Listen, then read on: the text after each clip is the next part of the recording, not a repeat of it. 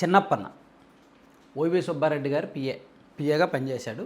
ఢిల్లీలో ఏపీ భవన్లో సాధారణ ఉద్యోగి, నెలకు 75,000 జీతం. కానీ వైసీపీ అధికారంలో ఉన్నప్పుడు 2019 నుంచి 2024 మధ్యలో దాదాపుగా ఒక 12-13 కోట్లు కూడబెట్టాడు. నెలకు 75,000 జీతం ఉన్న ఉద్యోగి ఆ 5 ఏళ్ల వ్యవధిలో 12 కోట్లకు పైగా ఆస్తులు కూడబెట్టాడు అంటే అర్థం ఏంటి? ఎంత మింగి ఉంటాడు? ఆల్రెడీ ఏసీబీ గుర్తించింది, ఆస్తులన్నీ గుర్తించింది. అతను ఎక్కడెక్కడ ఎప్పుడెప్పుడు కొన్నాడు, ఏ టైంలో రిజిస్ట్రేషన్ చేసుకున్నాడు, దాని విలువ ఎంత, ప్రస్తుత విలువ ఎంత మొత్తం గుర్తించి ప్రస్తుతానికి అతను కేసులు ఎదుర్కొంటున్నాడు. అతను కాసేపు పక్కన పెడదాం. జగన్ దగ్గర పిఏగా పనిచేసిన కేఎన్ఆర్ గారు దాదాపుగా 40 కోట్లకు పైగా ఆస్తులు పోగేశాడు. వారి తల్లిదండ్రులు ఒక సాధారణ టిఫిన్ దుకాణం నడిపేవారు. వైసీపీ అధికారంలోకి రాకముందు ఇతని జీతం 15,000 అంట. అయితే నేను నమ్మను 15,000 అంటే. అఫీషియల్గా ఇచ్చేది 15,000 అయినప్పటికీ అదనంగా ఒక ₹1,00,000 వరకు వస్తుంది. సో ఎలా లేదన్నా 1,50,000 సంపాదించేవాడు వైసీపీ అధికారంలోకి రాకముందు నెలకి. అధికారంలోకి వచ్చాక ఈ చిన్న చిన్న అధికారంలో ఉన్నారు కాబట్టి, ఒక సీఎంకి పిఏగా పనిచేసే, ప్రైవేట్ పిఏగా పనిచేశారు కాబట్టి, అపాయింట్మెంట్లు అవి ఇవి చూసుకుంటారు కాబట్టి, పార్టీ వ్యవహారాలు చిన్న చిన్న లావింగులు చూసుకుంటారు కాబట్టి నెలకు 10 లక్షలు సంపాదించాడు అనుకుందాం.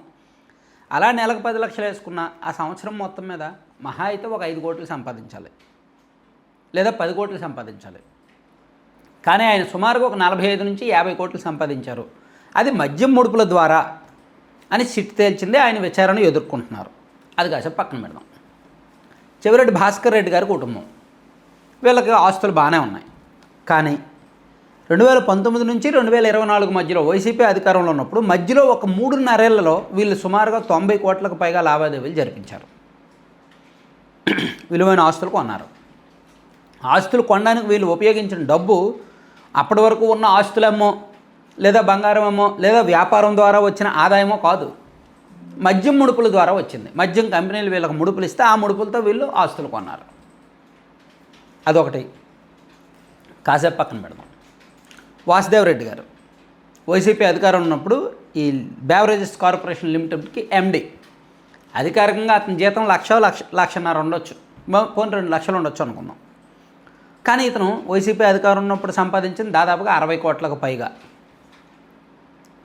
ఈయనకి ఇదంతా ఎలా వచ్చింది? ఇలా మనం చెప్పుకుంటూ వెళ్తే జగన్మోహన్ రెడ్డి గారు చుట్టుపక్కల ఉన్నవాళ్ళు, కృష్ణమోహన్ రెడ్డి గారు కావచ్చు, ధనుంజయ రెడ్డి గారు కావచ్చు, వీళ్ళందరూ కూడా చిన్న చిన్న చిలకొట్టుళ్ళు మొదలుకొని పెద్ద స్థాయి వరకు భారీగానే కాజేశారు, భారీగానే ఆస్తులు పోగేసుకున్నారు, సంపాదించారు. అయితే ఇందులో ఎన్ని జగన్మోహన్ రెడ్డి గారికి తెలుసు. సాధారణంగా ఈవెన్ ఇప్పుడు టీడీపీ అధికారంలో ఉంది కాబట్టి కూటమి ఎమ్మెల్యేల పిఏలు బాగానే సంపాదించుకుంటున్నారు. అండ్ సీఎంఓలో పనిచేస్తున్న అధికారులు బాగానే సంపాదించుకుంటున్నారు. సీఎం గారి దగ్గర పనిచేస్తున్న వ్యక్తులు కూడా బాగానే సంపాదించుకుంటున్నారు. ఇక్కడ అవినీతిని మనం ప్రశ్నించకూడదు. అది దాన్ని ఎవరు కట్టడి చేయలేరు. కానీ అది మద్యం ద్వారానో, గనుల ద్వారానో ప్రభుత్వ ఆదాయానికి గండి కొట్టే అవినీతిని అయితే మాత్రం ఖచ్చితంగా ప్రజాధనం లూటీ చేసినట్టే. అర్థమైందా? అంటే ఇప్పుడు ఒక ₹1,00,000 కాంట్రాక్ట్లో ఒక 5,000, 2,000, 3,000 కమిషన్ తీసుకోవడం సాధారణం. అది ప్రతి వ్యవస్థలో జరిగేదే. కానీ ప్రభుత్వానికి వెళ్ళాల్సిన కోట్ల ఆదాయాన్ని గండి కొట్టి వీళ్ళు సొంతానికి మళ్లించుకుంటే అది తప్పు. వీళ్ళు చేసిందంతా అటువంటిదే. సో మద్యం ద్వారా కొంతమంది కొల్లగొట్టారు, గనుల ద్వారా కొంతమంది కొల్లగొట్టారు, అక్రమంగా మార్గాల్లో చాలామంది కొల్లగొట్టారు. ఈ టీటీడీలో ఈ చిన్నప్పన్న అయితే టీటీడీ కల్తీ నెయ్యి సరఫరా కాంట్రాక్టర్ల దగ్గర కమిషన్లు తీసుకున్నాడు ఆయన. సో ఇలా వైసీపీ హయాంలో చిన్న చిన్న వాళ్ళు కూడా పెద్దవాళ్ళు అయిపోయారు, భారీగా ఆస్తులు పోగేశారు. అది జగన్మోహన్ రెడ్డి గారికి తెలియకుండా జరిగింది. ఆయనకి తెలిసి షాక్ అవుతున్నారంటే ఇప్పుడు ఇదేంటి, ఇతనికి ఇన్ని ఆస్తులు ఉన్నాయా, నా పక్కన ఉన్న వాళ్ళు ఇంతెంత కొట్టేశారా అని. పార్టీలో నెంబర్ 2 పొజిషన్లో ఉన్న ఒక ఎమ్మెల్యే 2 సార్లు ఎమ్మెల్యేగా పనిచేశారు. జగన్మోహన్ రెడ్డి గారి దగ్గరే వీర విధేయుడిగా ఉంటాడు ఆయన అయితే జగన్మోహన్ రెడ్డి గారికి తెలియకుండా ఇప్పుడు లిక్కర్ స్కామ్లో చాలా కొట్టేశాడు. దాంతోపాటు అప్పట్లో సీఎంఓలో ఒక వార్త వచ్చింది కదా, జగన్మోహన్ రెడ్డి గారు ఎగ్ పఫ్లు తిన్నారు, ఎగ్ పఫ్లు వీళ్ళు అన్ని కోట్లు ఇన్ని కోట్లు అని 3 కోట్లు ఎంతో అని. నిజానికి అది ఆయనకి ఎగ్ పఫ్లు అలవాటు లేదు, ఆయన అటువంటి ఆ తిల్లు తినరు. కానీ సీఎంఓ పేరిట ఎందుకు డ్రా చేశారంటే సీఎంఓలో భోజనాలు పెడతానని చెప్పి మీల్స్ కడతారు కదా, ఒక్కొక్క మీల్కి 2,000 చొప్పున తీసుకునేవాళ్ళు. అలా తీసుకున్నది అప్పట్లో వైసీపీ అధికారంలో ఉన్నప్పుడు ఒక ఎమ్మెల్యే, ఆ పార్టీలో కీలకమైన జగన్మోహన్ రెడ్డి గారి పక్కనే ఉన్న ఒక కీలకమైన ఎమ్మెల్యే. భోజనానికి బిల్లు 2000 చొప్పున వసూలు చేశారు. సో అది ఎలా లెక్క చెప్పాలో తెలియక ఎగ్ పఫ్లని అవన్నీ ఇవన్నీ రాసుకున్నారనమాట. సో ఇది కూడా ఆయనకు తెలియదు జగన్మోహన్ రెడ్డి గారికి. ఇలా చిలక్కొట్టుళ్ళ కారణంగా భారీగా బిల్లులు డ్రా చేసుకొని వీళ్ళు సంపాదించింది. ప్రభుత్వం ఆ ఆరోపణ ఎదుర్కొన్నది, నిందపడిందేమో జగన్మోహన్ రెడ్డి గారు. పార్టీకి నష్టం జరుగుతుంది.